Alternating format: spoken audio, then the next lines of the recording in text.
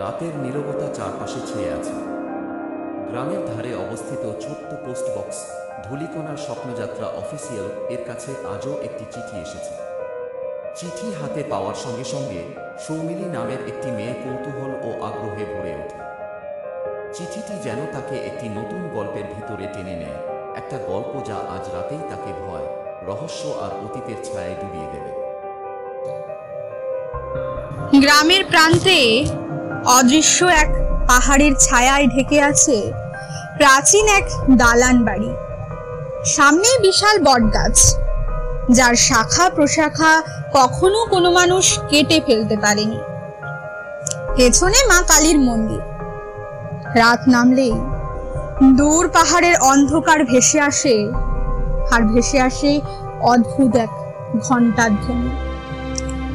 গ্রামের মানুষ কখনো এই পথে পা বাড়াতে সাহস করে না, কারণ তারা জানে এই পথ শুধুমাত্র মানুষের নয়।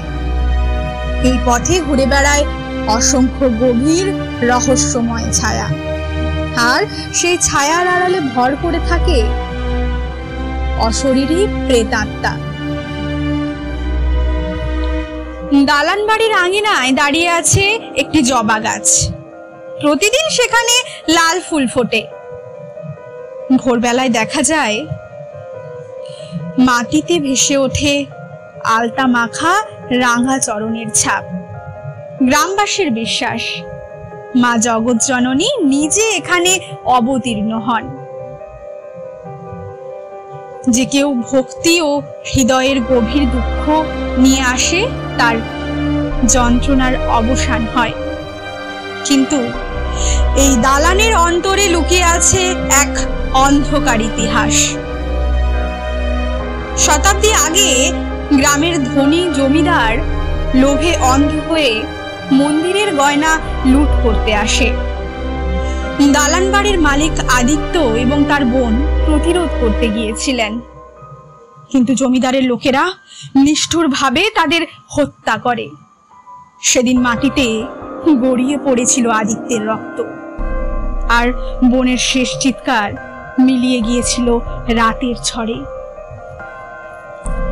মৃত্যুর মুহূর্তে তারা মা কালীর কাছে প্রার্থনা করেছিলেন, মা, আর কোনো খারাপ মানুষ যেন এই দোরগড়া পেরোতে না পারে। সেই রাত থেকেই ঘটে অদ্ভুত ঘটনা। জমিদারের সঙ্গী যারা লুটের উদ্দেশ্যে এসেছিলেন, তারা এক এক করে অদৃশ্য হয়ে যায়।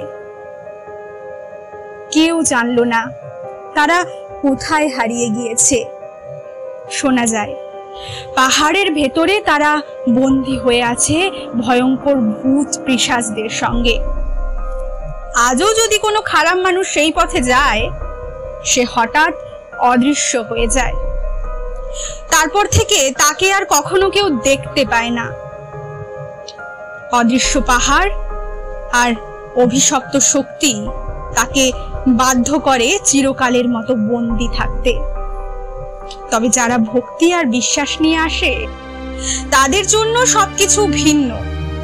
জবা গাছে এখনো লাল ফুল ফোটে। ভোরবেলায় মাটিতে দেখা যায় রাঙা চরণের ছাপ।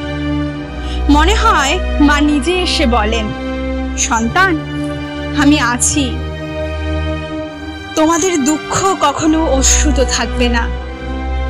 এই প্রাচীন ছায়ার অন্তরে আমি আছি, সর্বদা তোমাদের সঙ্গে। সৌমিলি চিঠিটি শেষ করে কিছুক্ষণ থমকে থাকে। চিঠির লেখা আসলে ধূলিকণা। সেই ধূলিকণা ক্রমশ জোনাকি হয়ে আকাশে মিলিয়ে যেতে থাকে।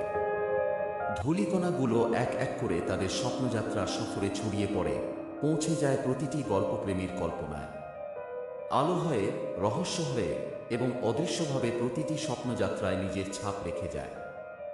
যদি আপনি চান এই ধূলিকণার যাত্রায় সঙ্গী স্বপ্নযাত্রা এর শহরে প্রতিটি গল্পের সঙ্গে নিজের কৌতূহল ও রোমাঞ্চ ভাগাভাগি করতে, তাহলে অবশ্যই আমাদের চ্যানেলটিকে লাইক, কমেন্ট, শেয়ার এবং সাবস্ক্রাইব করে পাশে থাকবেন।